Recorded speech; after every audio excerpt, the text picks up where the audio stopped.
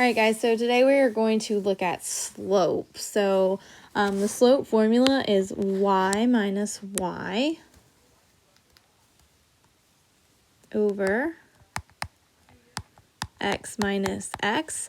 Order matters, and I will talk about that in a second. Slope is just the rate of change between any 2 points on a line, and the variable that they use to represent slope is m. So anytime you see m, they're talking about slope. Rate of change is just a rate that describes how one variable is going to change in relation to another. So for instance, like if it was a word problem, how time and distance affect each other would be a scenario where you would talk about rate of change. A lot of times they're just going to give you 2 points. If they give you 2 points, you could just plug it into your slope formula, y minus y over x minus x. So I like to label. This is an x and this is a y. This is x, this is y, because remember coordinates are x comma y. When I was talking about how order matters, if you start with this first point and say y minus y, so -2 minus a -4. When I go to do my x's, since I started with that -2, I got to start with the 1 because that was the same point that I started with my y. So, be conscious of that when you set these up. If I'm subtracting a negative, that's really like adding.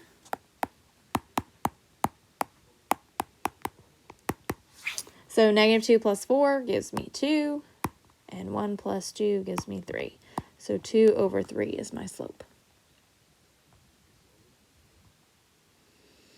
If I look at this next one, I have x and y. I have x and y. So if I do y minus y, I would do 5 minus 1. Since I started with the first y, I got to start with the first x. So 0 minus 2. 5 minus 1 gives me 4. 0 minus 2 gives me a -2.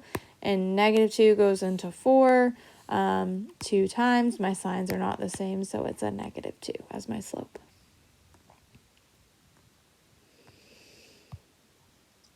All right, so this is x, this is y, x, y. Y minus y would be 3 minus 3. -1 minus 2 would be my x minus x. So 3 minus 3 is 0, and -1 minus 2 gives me a -3. Now I know in this case, 3 goes into 0 times. So my slope is 0.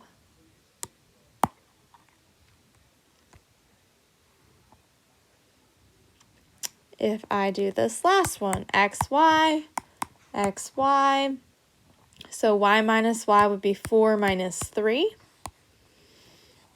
X minus x would be -2 minus a -2, which if I'm subtracting a negative, is really like adding.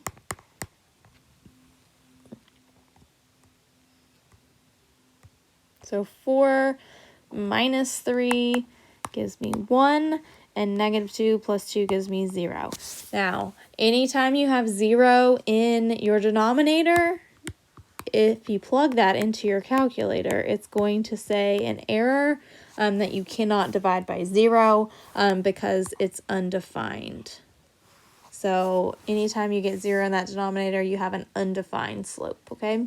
One thing that I would be conscious of is if you notice, anytime they give you this exact same y value, your slope's always going to be 0. Anytime they give you the exact same x value, your slope's always going to be undefined. So I would definitely look at my points and what they gave me to see, hey, did they give me the same x's or y's for my 2 points, okay? Now, if you have a graph, to find slope, you're going to do rise over run, okay? So you're going to pick your 2 points. Sometimes they'll label them for you. I always say start on the left point and work your way to the right. If you have to go down to get from your left point to your right, it's going to be a negative slope. So we can write that down, and then right is a negative slope. If we went up and then right, it would be a positive slope. Another way of looking at this is if you read your graph from left to right, if your graph is going down, then it's a negative slope. If your line is going up as you read your graph from left to right, then that would be a positive slope. So that's just another way of doing it, whatever you prefer. If I look at the first example, I would have to go down 1 and right 3. So my slope is going to be a negative 1 over 3.